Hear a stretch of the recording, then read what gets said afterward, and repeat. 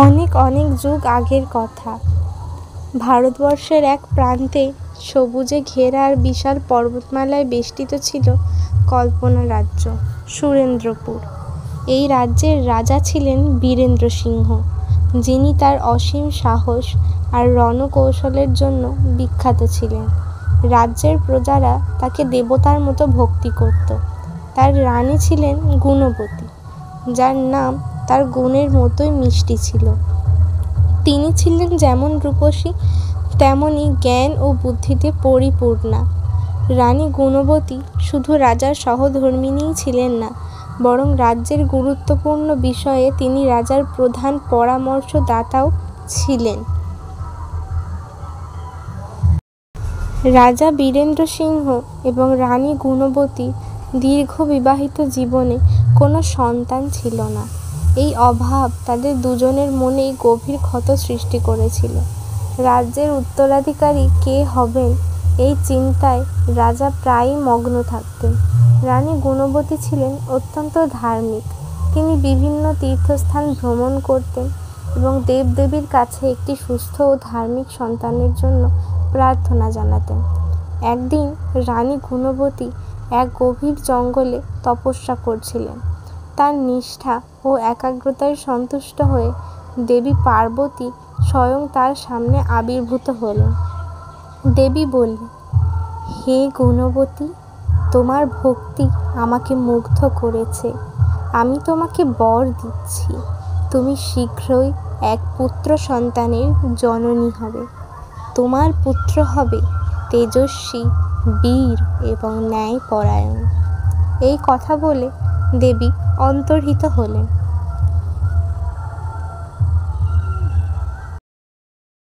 দেবীর আশীর্বাদ লাভ করে আনন্দে অভিভূত হলেন এবং প্রাসাদে ফিরে এসে মহারাজ বীরেন্দ্র সিংহকে সব কথা জানালেন। রাজা শুনে আনন্দে আত্মহারা হয়ে গেলেন। কিছু মাস পর রানী এক পুত্র সন্তানের জন্ম দিলেন। তার মুখমণ্ডলে এক স্বর্গীয় জ্যোতি ছিল। রাজা ও রানী তাদের পুত্রের নাম রাখলেন রুদ্রপ্রতাপ। রাজকুমারের জন্ম সুরেন্দ্রপুরে এক নতুন যুগের সূচনা করল। রাজকুমার রুদ্রপ্রতাপ ধীরে ধীরে বড় হতে লাগলেন। তিনি ছিলেন যেমন সুপুরুষ, তেমনি তার মেধা ছিল তীক্ষ্ণ। খুব অল্প বয়সেই তিনি যুদ্ধবিদ্যা, অশ্বচালনা এবং নীতিশাস্ত্রে পারদর্শী হয়ে উঠেছিলেন। রাজা বীরেন্দ্র সিংহ স্বয়ং তাকে রাজ্য পরিচালনার বিভিন্ন কৌশল শেখাতেন এবং রানী গুণবতী তাকে ধর্ম ও ন্যায়ের পথে চলতে উৎসাহিত করতেন। যখন রুদ্রপ্রতাপ যৌবনে পদার্পণ করলেন, তখন সুরেন্দ্রপুরে এক ভয়ানক সংকট দেখা দিল। পার্শ্ববর্তী রাজ্য অভয়পুরের রাজা স্বর্ণজিৎ ছিলেন অত্যন্ত লোভী ও আগ্রাসী। তিনি সুরেন্দ্রপুরের উর্বর ভূমি এবং ধনসম্পদ দখলের জন্য বিশাল সৈন্যবাহিনী নিয়ে আক্রমণ করলেন। রাজা বীরেন্দ্র সিংহ বৃদ্ধ হলেও পুত্রের সাথে কাঁধে কাঁধ মিলিয়ে যুদ্ধ করার সিদ্ধান্ত নিলেন। রানী গুণবতী প্রাসাদে দেবীর পূজা করে স্বামী ও পুত্রের বিজয় কামনা করতে লাগলেন। রুদ্রপ্রতাপ তার বীরত্ব ও রণকৌশলের মাধ্যমে অভয়পুরের সৈন্যদের বারবার পরাজিত করতে সক্ষম হলেন। তিনি স্বয়ং যুদ্ধক্ষেত্রে নেতৃত্ব দিচ্ছিলেন এবং তার সাহস দেখে সুরেন্দ্রপুরের সৈন্যরা দ্বিগুণ উৎসাহে যুদ্ধ করছিল। কিন্তু স্বর্ণজিৎ সিংহের সৈন্য সংখ্যা অনেক বেশি থাকায় সুরেন্দ্রপুরের সৈন্যরা ক্রমশ দুর্বল হয়ে পড়ছিল। যুদ্ধের এক পর্যায়ে রাজা বীরেন্দ্র সিংহ গুরুতরভাবে আহত হলেন। রাজ্যের সৈন্যরা হতাশ হয়ে পড়েছিল। এমন পরিস্থিতিতে রাজকুমার রুদ্রপ্রতাপ সেনাপতিদের ডেকে বললেন, পিতার অনুপস্থিতিতে আমি সেনাপতি হিসাবে যুদ্ধ পরিচালনা করব। আপনারা আমার উপর বিশ্বাস রাখুন।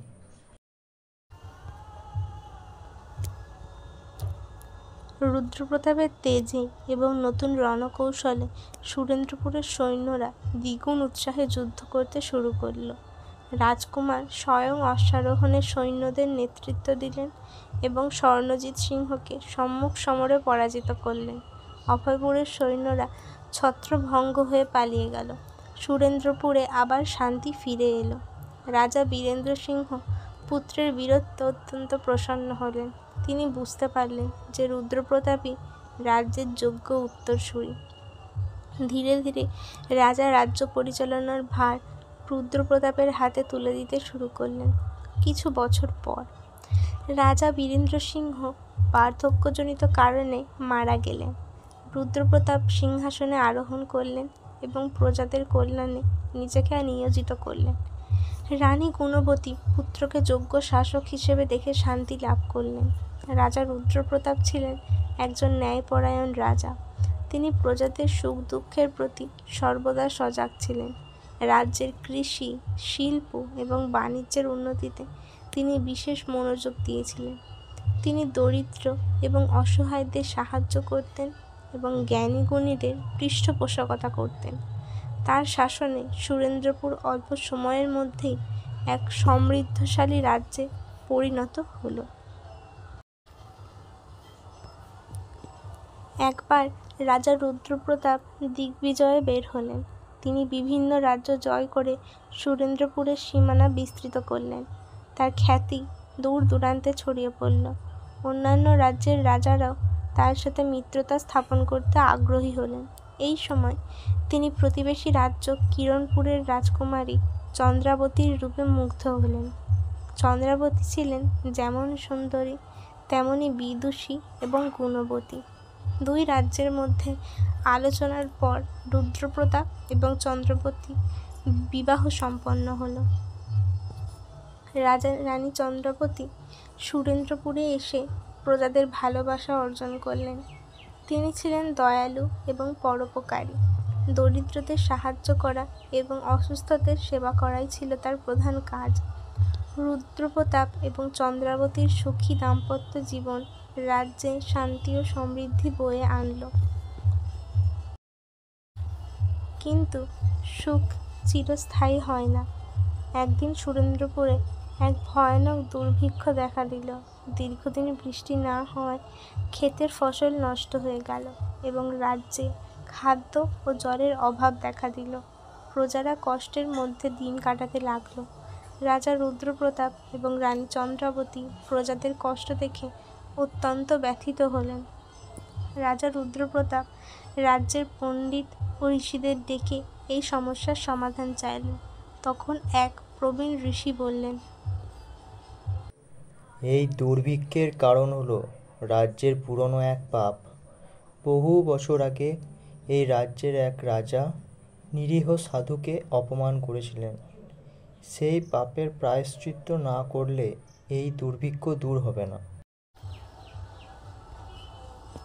রাজা রুদ্রপ্রতাপ প্রজাদের কষ্টের কথা ভেবে সিংহাসন ত্যাগ করে গভীর জঙ্গলে প্রায়শ্চিত্ত করার সিদ্ধান্ত নিলেন। রানী চন্দ্রাবতীও স্বামীর সাথে যাওয়ার জন্য প্রস্তুত হলেন। তারা দুজনে দীর্ঘদিন ধরে কঠোর তপস্যা করলেন। তাদের আত্মত্যাগ এবং নিষ্ঠা দেখে দেবতারা প্রসন্ন হলেন। একদিন দেবী অন্নপূর্ণা আবির্ভূত হয়ে বললেন, হে ধার্মিক রাজা ও রানী, তোমাদের তপস্যায় আমি সন্তুষ্ট। আমি তোমাদের রাজ্যের উপর থেকে দুর্ভিক্ষের অভিশাপ তুলে নিলাম। তোমাদের রাজ্যে শীঘ্রই পর্যাপ্ত বৃষ্টি হবে এবং শস্য শ্যামল হয়ে উঠবে। এই কথা বলে দেবী অন্তর্হিত হলেন।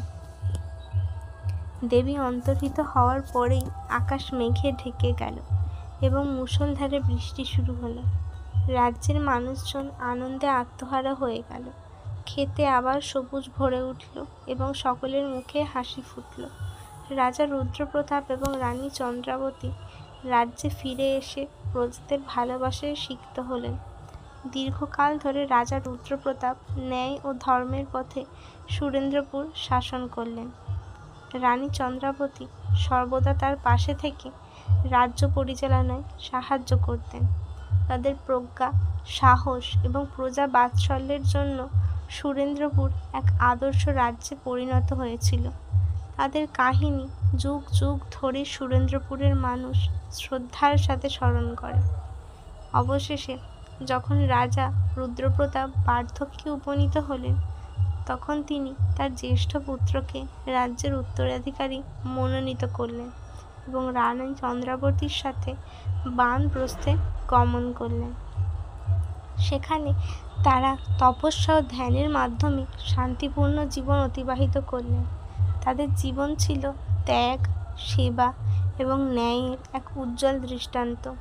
সুরেন্দ্রপুরের রাজা বীরেন্দ্র সিংহ, রানী গুণবতী, রাজা রুদ্রপ্রতাপ এবং রানী চন্দ্রাবতীর এই কাহিনী প্রজাদের হৃদয়ে আজও অমর হয়ে আছে। এই পৌরাণিক গাথা আমাদের শেখায় যে ধর্ম, ন্যায়, সাহস এবং প্রজাদের প্রতি ভালোবাসা একটি রাজ্যকে উন্নতির শিখরে নিয়ে যেতে পারে এবং শাসকদের প্রজাদের হৃদয়ে চিরস্থায়ী স্থান করে দিতে পারে। সময়ের স্রোতে অনেক কিছুই হারিয়ে যায়, কিন্তু সত্যিকারের ভালোবাসা এবং ত্যাগের কাহিনী যুগ যুগ ধরে অমর হয়ে থাকে। সুরেন্দ্রপুরের রাজা রানীদের এই কাহিনী তেমনই এক অমর গাথা।